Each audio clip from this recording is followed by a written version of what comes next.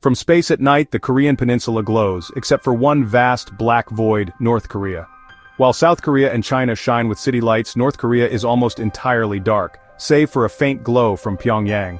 This darkness is more than a lack of electricity, it's a symbol of isolation and hardship. In most countries, nightlights mean activity and safety. In North Korea, darkness means daily life stops at sundown. Millions live without reliable power, their struggles hidden from the world. The country's emptiness from above reveals poor infrastructure, and a government that prioritizes control over basic needs.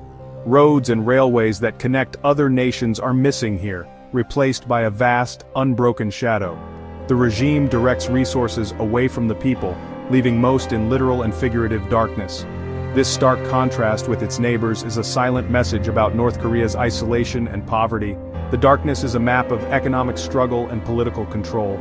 While Pyongyang's elite enjoy electricity, the rest of the nation remains in the shadows. From space, we glimpse the deep inequalities and the strange, tightly controlled world below. To understand North Korea, we must look closer at what this darkness hides. Zoom in, and North Korea's darkness reveals a country packed with military installations. Over 10,000 sites, air defense, naval bases, barracks, fill the landscape. With more than 1 million soldiers, North Korea's military is among the world's largest. A quarter of the nation's economy is spent on defense, far more than most countries. Along the DMZ, hundreds of artillery guns threaten Seoul, while underground tunnels and bunkers crisscross the mountains. The military isn't just for defense, it's the regime's backbone. Pyongyang is ringed with anti-aircraft guns and missile launchers, and the Kim family's safety is paramount. Special bases and escape routes are built into the city itself. Every part of the landscape is designed for war, creating a fortress state on constant alert. Even technological achievements like satellite launches serve military goals. Submarines, missile sites and nuclear weapons are visible from above. Airstrips, naval ports and launch pads form a vast military machine. For North Korea, military strength overshadows everything else. North Korea is a country built for control, not just defense. Its borders are lined with fences and security posts, not to keep people out but to keep citizens in. Escape is nearly impossible. Guards and barriers make the border deadly. Inside, movement is tightly restricted. Checkpoints and roadblocks dot the roads between provinces. Special permission is needed to travel, isolating communities and stifling dissent. Surveillance is everywhere. Spies and informants report on neighbors, and administrative buildings monitor every town. Neighborhoods are designed for easy observation, ensuring no one steps out of line. The regime's grip extends underground, with tunnels serving both military and control purposes.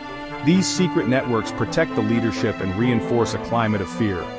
From space, the fences, checkpoints, and administrative centers reveal a nation organized for total control. Freedom of movement is non-existent. Every citizen is a potential prisoner. The landscape itself is a tool of surveillance and repression.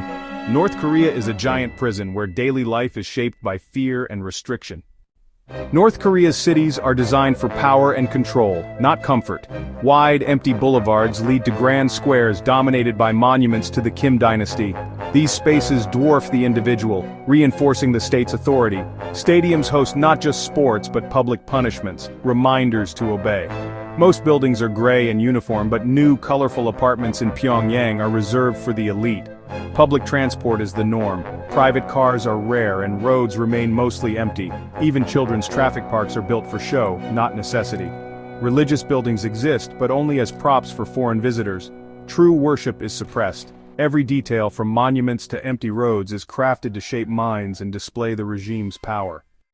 Satellite images reveal North Korea's struggling state-controlled economy. Industrial cities like Hamhung and Chongjin are filled with aging factories and coal mines. The country's push for self-reliance is symbolized by Vinalan, a synthetic fabric made from local resources. Much of North Korea's coal is exported to China, often secretly, to bypass sanctions. The official economy can't provide for everyone, so black markets, Jangmadang, have sprung up across the country. These blue-roofed markets, visible from space, are lifelines for ordinary people. Goods smuggled from China, food, medicine, electronics, are sold here, helping families survive. The government tolerates these markets, knowing they prevent starvation and unrest. The Jangmadang are symbols of resilience in a system that fails its people. In North Korea's remote mountains, satellite images expose a chilling, secret, massive prison camps. The regime denies their existence, but from space the truth is clear. Some camps are as large as cities, holding tens of thousands in brutal conditions. Prisoners include political dissidents, officials, and even entire families, punished for wrong thinking. Collective punishment ensures fear and obedience. Inside, forced labor, starvation, and abuse are routine. Children as young as 6 work long hours. Satellite images show the camp's buildings, fields, and fences, evidence of a hidden system of terror. Testimonies from escapees describe unimaginable cruelty and deprivation. These camps are the darkest part of North Korea's reality, a crime against humanity visible from above. Human rights groups use satellite evidence to document and expose these abuses. While we can't see individual suffering, the scale of repression is undeniable. The camps are a stark warning. Dissent in North Korea comes at a terrible price. Despite the darkness, satellite images reveal North Korea's contradictions. Modern ski resorts, amusement parks, and luxury facilities rise amid poverty, built for propaganda and the elite. These flashy projects are out of reach for ordinary citizens who struggle daily. Youth labor brigades construct these sites, often with poor quality, to impress outsiders. The regime builds missile sites and water parks side by side, highlighting the country's bizarre priorities. From above, we see shiny new buildings next to crumbling factories, monuments near hidden prison camps.